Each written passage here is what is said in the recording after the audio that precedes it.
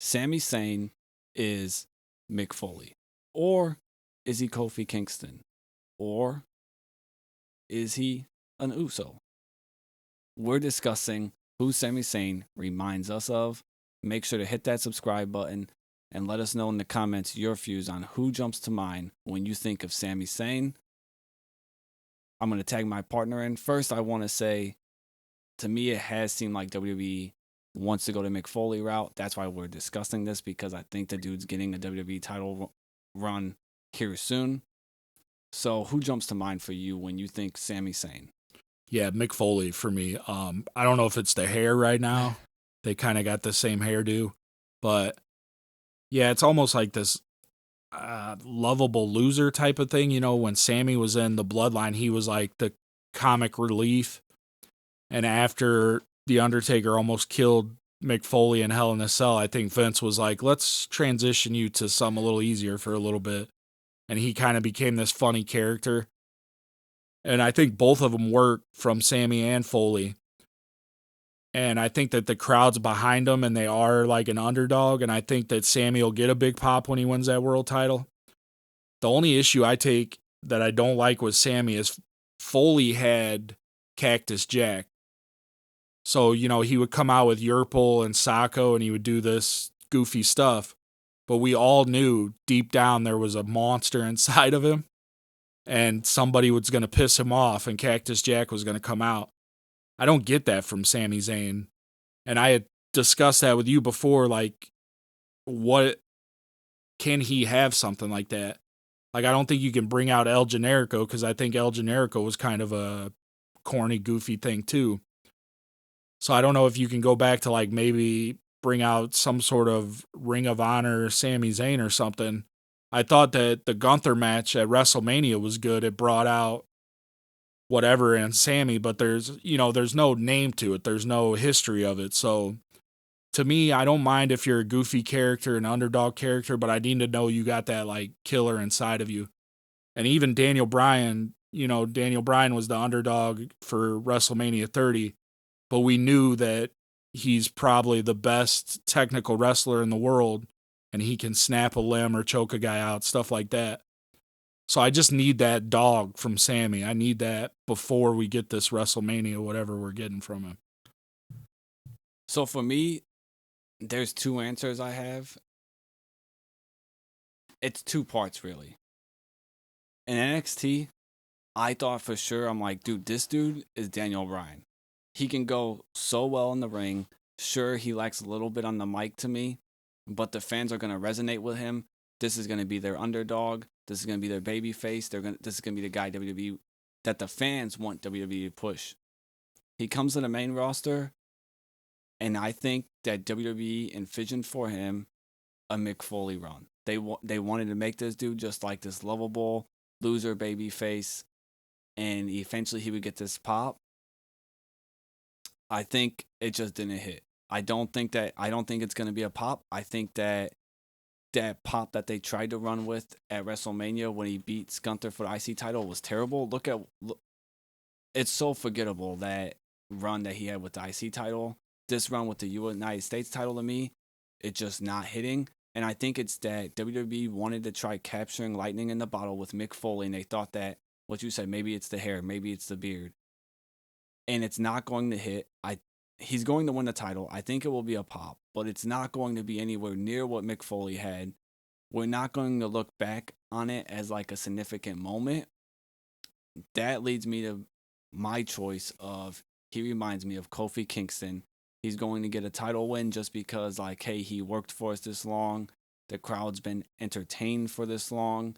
He can go in the ring. He takes anything we give him. But I also think it's going to be a shittier run than Kofi Kingston, even. I think it's just lackadaisical. I wasn't I wasn't the biggest fan of Kofi winning the title, but that was just because they ran with the storyline of being the first black champ, and I just still think it like blows my mind that Bobby Lashley wasn't the first African American champion. Like, what the fuck? That dude was money to me. But it's still cool. Kofi is good. Like, I haven't seen people shit on it, but maybe people didn't like the Jamaican gimmick that he had. But even then, back then, I thought it was cool. I thought there was something there with the guy, like Sami Zayn, where hey, something's there. I just think that they waited so long and that they tried to push this Mick Foley, like Rudy-esque story, like, oh, I can do it. And it's just like, dude, it's like, it's lame. It's just not there for me. Yeah, but I feel like Kofi did a better job on his way to the title, like all the years that he put in, than what Sami has. I just feel like a lot of Sami's stuff, they gave him the best that they could, and it was just, I don't know. It's just not, it's not there for me. It's just, I think he's just a generic Kofi Kingston. to me, where Kofi and Foley was better was I feel like you couldn't tell that the company was pushing him. I think that the Kofi thing for sure was organic. I think that that happened with that Elimination Chamber. For whatever reason, the crowd was behind him in that match. And that set up Kofi Mania. So they rode that to Mania. And I think Kofi's run was good. Everybody loved Foley, but you never thought Foley was going to be WWE champion until he beat The Rock on Raw. So with Sami, it's kind of like and this may be like an internet thing, I don't know. We all know that's kind of where it's going because we've heard about it. So it kind of takes the fun out of it and the story out of it. So maybe that's a big part of it. Yeah, you just mentioned that thing about knowing where, like, we didn't know if Kofi would get it or Mick Foley, and that actually hits the hammer on the nail. The for nail me. on the head. Yeah, because like thinking about it, it's like I always seen Kofi do this good work. I'm like, this dude's really good. Hopefully, he gets a title win one day, and he got it. So I was like, that's cool. Like I wouldn't have went with that social.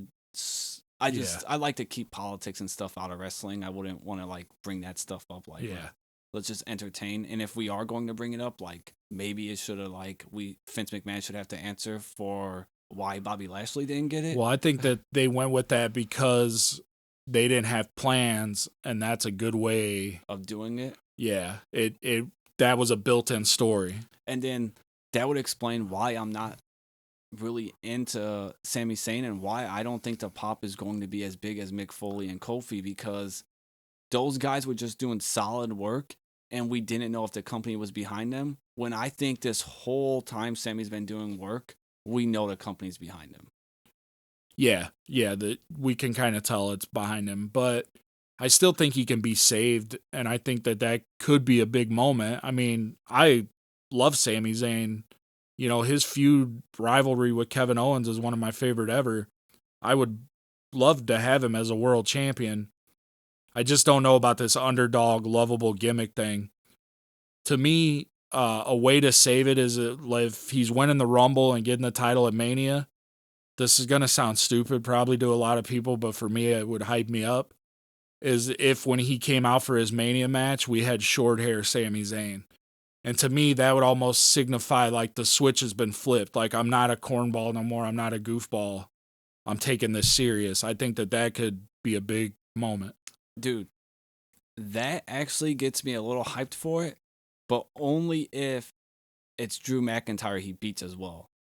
I was thinking Seth.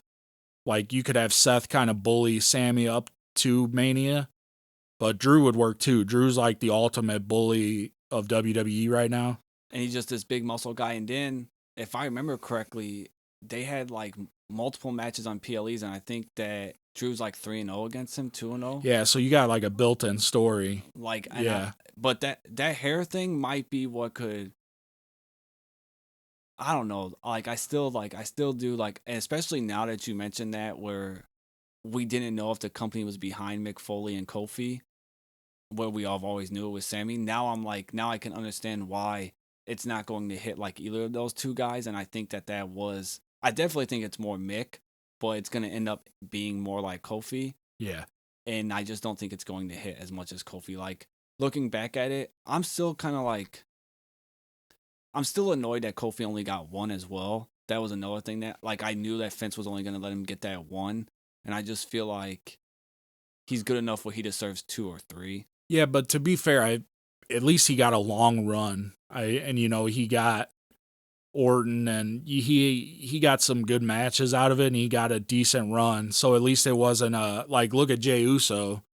That was kind of pointless, to be honest with you. And I do think that Sami would have a better run than Jey Uso. I think that Sami's better in the ring. So at least we have that going for us. If they do put a world title on Sami, you know that he can have a good match with basically anybody. So yeah, I mean, I guess his run probably is going to be good. And for this episode, we're just talking about who he reminds us of. Yeah. So it's like we're not predicting what his run will be like. Maybe a year from now we'll be like, oh, you know who he actually reminded us of? It was Stone Cold Steve Austin. I don't see that. But no, Ric Flair, dude. Yeah, a lot of things are going to have to change to get to Stone Cold. All right. So in the comments, let us know when you think Sami Zayn, who comes to mind? Do you see Mick Foley? Maybe some people still see Daniel Bryan. Do you see Kofi Kingston? Like, who do you see when you... Or is it Ronnie Garvin? Who's Ronnie Garvin? Yeah, Google that.